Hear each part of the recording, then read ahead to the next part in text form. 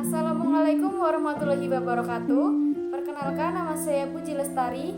Saya merupakan mahasiswi D3 Keperawatan dari Fakultas Kesehatan Universitas Harapan Bangsa Purwokerto. Izinkan saya untuk memaparkan hasil proposal karya tulis ilmiah saya yang berjudul Asuhan Keperawatan pada NYX dengan masalah resiko infeksi post-seksio Caesarea di ruang Bougainville, RSUD Dr. R. Guteng Tarinandibrata, Purbalingga.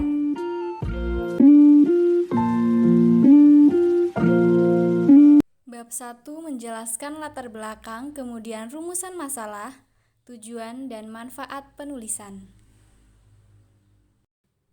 Latar belakang. Seksio Caesarea atau operasi sesar yaitu proses pengeluaran janin lewat pembedahan perut menurut Aprina tahun 2016. Salah satu penyebab kematian ibu yaitu infeksi pada luka pasca persalinan. Menurut Astuti pada tahun 2017, banyak faktor yang menjadi penyebab terjadinya infeksi luka operasi atau ILO. Salah satunya faktor pasien meliputi jenis operasi, kemudian skor ASA, American Society of Anesthesiologists, usia, status nutrisi, obesitas, status imunitas, hiperglikemia, hipotermi, hipoksia, anemia, riwayat merokok, dan perdarahan. Sedangkan faktor pembedahan meliputi lama dirawat sebelum operasi dan durasi operasi. Salah satu tingginya angka kematian ibu atau AKI disebabkan oleh adanya komplikasi dalam persalinan, termasuk seksio Caesarea. Berdasarkan profil kesehatan Jawa Tengah pada tahun 2017, menunjukkan penyebab kematian ibu di masa maternal diantaranya adalah preeklamsi atau eklamsi sebesar 36,80%, lain-lain sebesar 35,40%, perdarahan sebesar 22,60%, dan infeksi sebesar 5,20%. Menurut Dinas Kesehatan Jawa Tengah pada tahun 2018. Definisi resiko infeksi adalah rentan mengalami invasi dan multiplikasi organisme patogenik yang dapat mengganggu kesehatan, menurut Nanda tahun 2020. Rumusan masalah berdasarkan dari latar belakang yaitu bagaimanakah asuhan keperawatan pada NYX dengan masalah resiko infeksi post-operasi seksio Caesarea di ruang Bougainville, RSUD Dr. R. Guteng Tarinandibrata, Purbalingga. Tujuan terbagi dari tujuan umum dan tujuan khusus. Tujuan umumnya yaitu dari karya tulis ilmiah ini adalah mampu menggambarkan asuhan keperawatan pada NYX dengan masalah resiko infeksi pada pasien post-operasi seksio Caesarea di ruang Bougainville, RSUD Dr. R. Guteng Tarinandibrata, Purbalingga. Sedangkan tujuan khususnya terbagi menjadi 4. Yang pertama yaitu menggambarkan hasil pengkajian masalah kesehatan pada ibu post-operasi seksio Caesarea dengan masalah keperawatan risiko infeksi. Kemudian yang kedua, menggambarkan diagnosa keperawatan pada klien post-operasi seksio Caesarea. Yang ketiga, menggambarkan intervensi keperawatan pada ibu post-operasi seksio Caesarea, terutama pada risiko infeksi seperti mengkaji secara komprehensif dari penyebab dan bagaimana risiko infeksi bisa diatasi. Kemudian yang keempat, menggambarkan implementasi atau tindakan keperawatan pada ibu post-operasi seksio Caesarea, terutama pada pasien dengan risiko infeksi di ruang Bougainville, RSUD Dr. R. Guteng Tarinandibrata, Purbalingga. Manfaat penulisan. Yang pertama bagi masyarakat, yaitu bermanfaat sebagai tambahan informasi bagi masyarakat tentang perawatan post-seksio Caesarea. Manfaat yang kedua bagi perkembangan ilmu pengetahuan untuk mendapatkan gambaran tentang keberhasilan pendidikan mahasiswa dalam mengaplikasikan hasil pembelajaran di akademik dan praktek di lapangan sehingga diharapkan dapat menjadi bahan kajian, penelitian, dan perbandingan antara tinjauan teori dan kenyataan yang ada pada pasien di lapangan untuk dikembangkan dalam proses pembelajaran dan sebagai bahan masukan dalam melakukan asuhan keperawatan khususnya pada pasien dengan post-seksio caesarea dengan masalah keperawatan resiko infeksi. Kemudian yang ketiga bagi penulis, memperoleh pengalaman secara nyata dalam melakukan asuhan keperawatan pada klien dengan post-operasi seksio caesarea dengan masalah resiko infeksi secara langsung dan komprehensif yang meliputi aspek biologi, psikologi, sosial, dan spiritual melalui pendekatan proses asuhan keperawatan. Lalu kita memasuki bab 2, yaitu tinjauan pustaka. Pada poin A, menjelaskan tentang konsep masa nifas. Masa nifas yaitu masa beberapa jam sesudah lahirnya plasenta atau tali pusat sampai minggu ke-6 setelah melahirkan. Masa postpartum dimulai setelah kelahiran plasenta dan berakhir ketika alat-alat kandungan kembali pada masa sebelum hamil yang berlangsung kira-kira 6 minggu. Setelah kelahiran yang meliputi minggu-minggu berikutnya pada waktu saluran reproduksi kembali ke keadaan yang normal pada saat sebelum hamil menurut Marmi pada tahun 2012.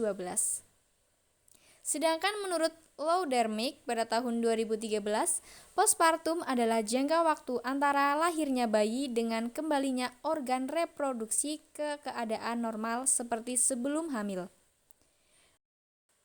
Periode masa postpartum atau masa nifas menurut Perry dan Shannon pada tahun 2018 dibagi menjadi 3 tahap. Yang pertama, immediate postpartum, yaitu periode 24 jam pertama setelah melahirkan. Yang kedua, early postpartum, yaitu periode minggu pertama setelah melahirkan. Yang ketiga ada late postpartum, yaitu minggu kedua sampai ke-6 setelah melahirkan. Poin B, konsep teori seksio caesarea. Definisi seksio caesarea adalah proses persalinan dengan melalui pembedahan di mana irisan dilakukan di perut untuk mengeluarkan seorang bayi. Menurut Endang Purwos Astuti dan Siwi Walyani pada tahun 2014. Seksio caesarea adalah suatu cara untuk melahirkan janin dengan membuat sayatan pada dinding uterus melalui dinding depan perut, menurut Nur Arif dan Kusuma pada tahun 2015. Sedangkan menurut Aprina tahun 2016, seksio caesarea atau operasi sesar yaitu proses pengeluaran janin lewat pembedahan perut. Patofisiologi dari seksio caesarea. Terjadi kelainan pada ibu dan kelainan pada janin yang menyebabkan persalinan normal tidak memungkinkan yang pada akhirnya harus dilakukan seksio caesarea. Menurut Solehati pada tahun 2017. Setelah semua proses pembedahan berakhir, daerah insisi akan ditutup dan menimbulkan luka post-operasi, yang bila tidak dirawat dengan baik, akan mengalami masalah resiko infeksi. Pemeriksaan penunjang menurut Mintayani pada tahun 2013, pemeriksaan penunjang pada pasien post-SC yaitu hitung darah lengkap, golongan darah ABO, dan percocokan silang serta tes KOMS. Yang kedua, urinalisis menentukan kadar albumin atau glukosa. Komplikasi yang sering terjadi pada pasien post-operasi seksio caesarea menurut Diah Rahayuningsih tahun 2020. Yang pertama, infeksi purpureal, yaitu kenaikan suhu selama beberapa hari dalam masa nifas. Kemudian yang kedua, perdarahan banyak bisa terjadi jika pada saat pembedahan cabang-cabang arteri urin ikut terbuka karena atonia uteri. Kemudian yang ketiga, komplikasi-komplikasi lainnya antara lain luka kandung kemih, embolisme paru yang sangat jarang terjadi. Yang keempat, kurang kuatnya paru pada dinding uterus sehingga pada kehamilan berikutnya bisa terjadi ruptur uteri. Kemudian ada penata laksanaan menurut Hidayat tentang perawatan luka pada ibu post-seksio caesarea. Yang pertama, menjaga luka agar tetap kering dan bersih. Kemudian yang kedua, mengonsumsi makanan yang dapat membantu penyembuhan.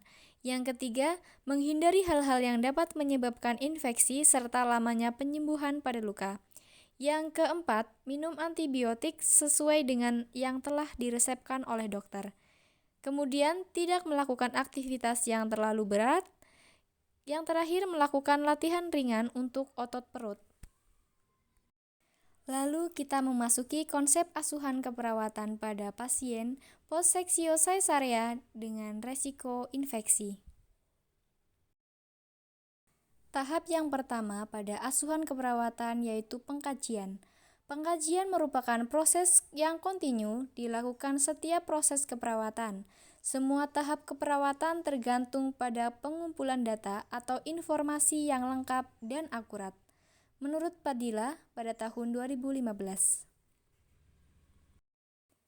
Hal yang penting yang harus kita kaji yang pertama ada identitas umum pasien, meliputi nama pasien, kemudian alamat, umur, jenis kelamin, suku atau bangsa, pekerjaan, pendidikan terakhir, status perkawinan, tanggal masuk rumah sakit, dan nama suami. Kemudian keluhan utama. Pada ibu dengan kasus post-SC, keluhan utama yang sering timbul yaitu nyeri pada luka operasi. Yang ketiga, riwayat persalinan sekarang.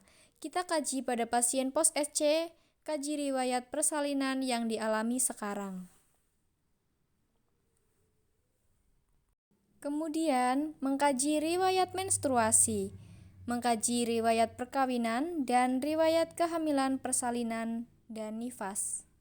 Pada riwayat menstruasi, yang perlu kita tanyakan adalah umur menarche atau haid pertama kali, siklus haid, lama haid, apakah ada keluhan saat haid, hari pertama haid yang terakhir. Dan riwayat perkawinan, yang perlu kita kaji adalah usia perkawinan keberapa, usia pertama kali kawin. Dan riwayat kehamilan, untuk mendapatkan data kehamilan, persalinan dan nifas perlu diketahui HPHT atau hari pertama dan hari terakhir menstruasi.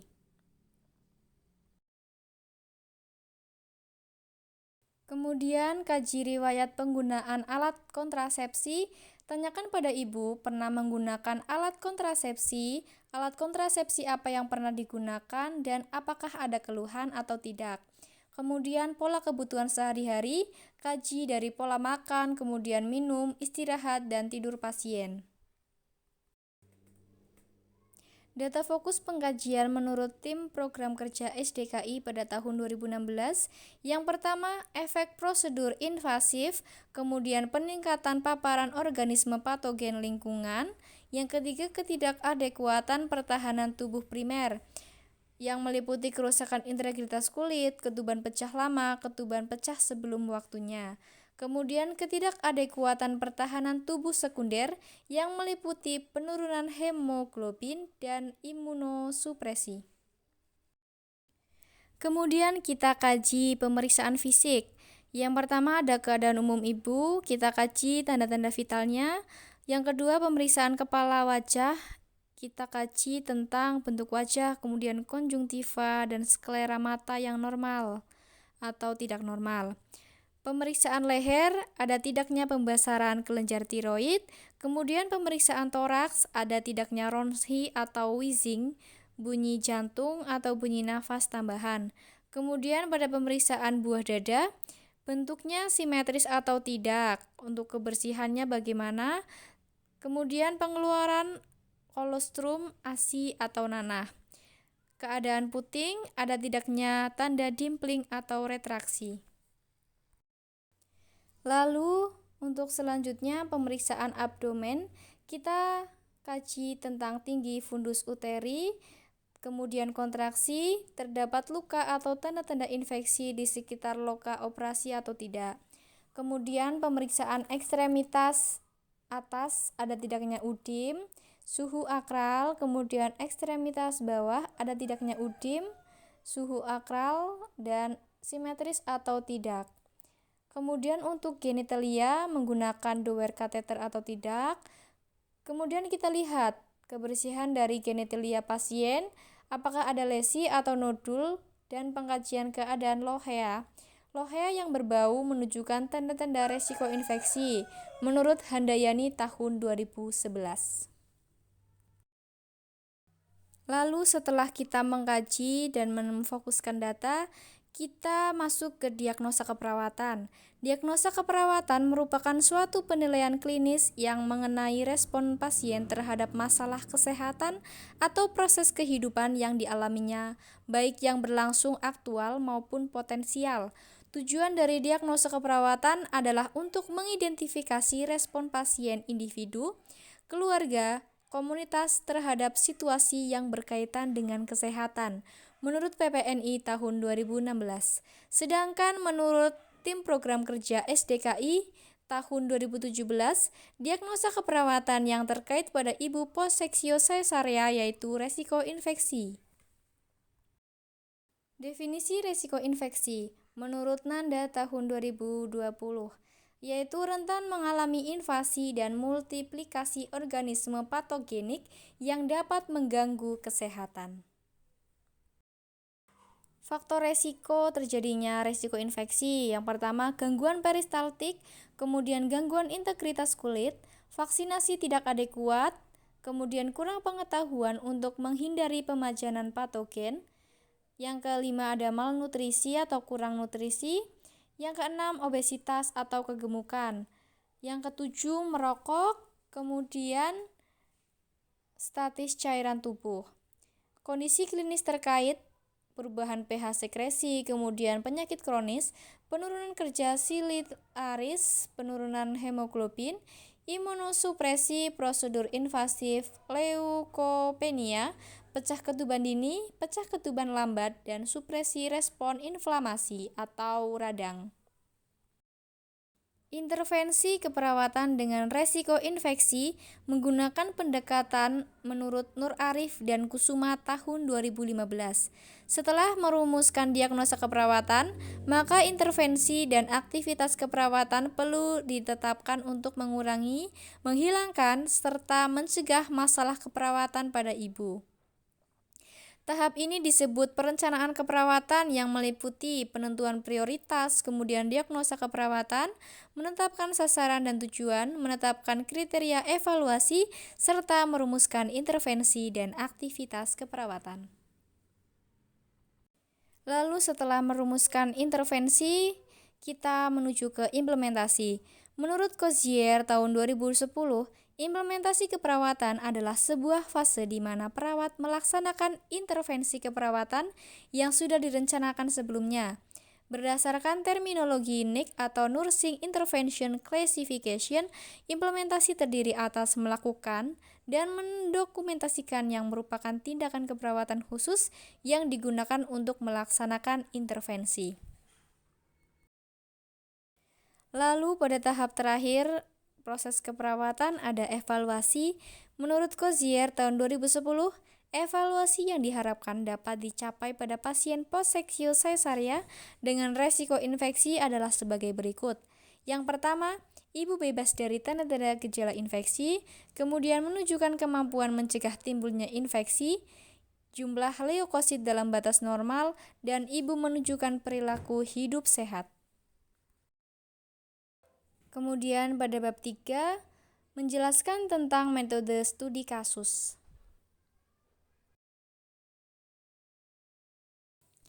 Rancangan studi kasus menurut Nur Salam tahun 2016 merupakan penelitian yang mencangkup pengkajian bertujuan memberikan gambaran secara mendetail mengenai latar belakang, kemudian sifat maupun karakter yang ada di suatu kasus.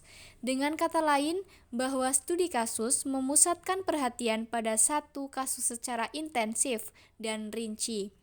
Karya tulis ilmiah ini menggunakan rancangan studi kasus deskriptif yang menggambarkan asuhan keperawatan resiko infeksi pada pasien postseksio cesarea di ruang Bougainville Rumah Sakit Umum Daerah Dr. R. Guteng Tarunadibrata, Purbalingga. Metode pengumpulan data yang pertama melalui observasi. Penulis melakukan pengamatan pada pasien untuk mendapatkan data objektif. Kemudian melalui wawancara, penulis melakukan wawancara pada pasien dan keluarga untuk mendapatkan data subjektif. Kemudian studi dokumentasi, penulis melakukan studi dokumentasi pada catatan medis pasien. Selain itu, penulis melakukan telaah pustaka untuk membandingkan kondisi pasien dengan teori. Penyajian data, penulis akan melakukan asuhan keperawatan pada NYX dengan post-operasi seksio caesaria di RSUD Dr. R. Gutang Tarunadibrata Purbalingga melalui proses keperawatan selama 3 hari dengan observasi wawancara dan studi dokumentasi. Dalam karya tulis ilmiah ini, penulis akan menyajikan data tentang asuhan keperawatan yang meliputi pengkajian, kemudian intervensi, implementasi, dan evaluasi yang disajikan dalam bentuk tabel dan narasi. Etika studi kasus menurut Nur Salam tahun 2016. Secara garis umum, prinsip etika dalam penelitian dapat dibedakan menjadi 3 bagian, yaitu prinsip manfaat, kemudian prinsip menghargai hak-hak subjek, dan prinsip keadilan. Baik, saya telah memaparkan hasil proposal karya tulis ilmiah saya. Apabila banyak kekurangan, saya mohon maaf yang setulus-tulusnya dan saya mohon bimbingannya kepada 3 penguji saya. Saya akhiri. Terima kasih atas perhatiannya. Wassalamualaikum warahmatullahi wabarakatuh.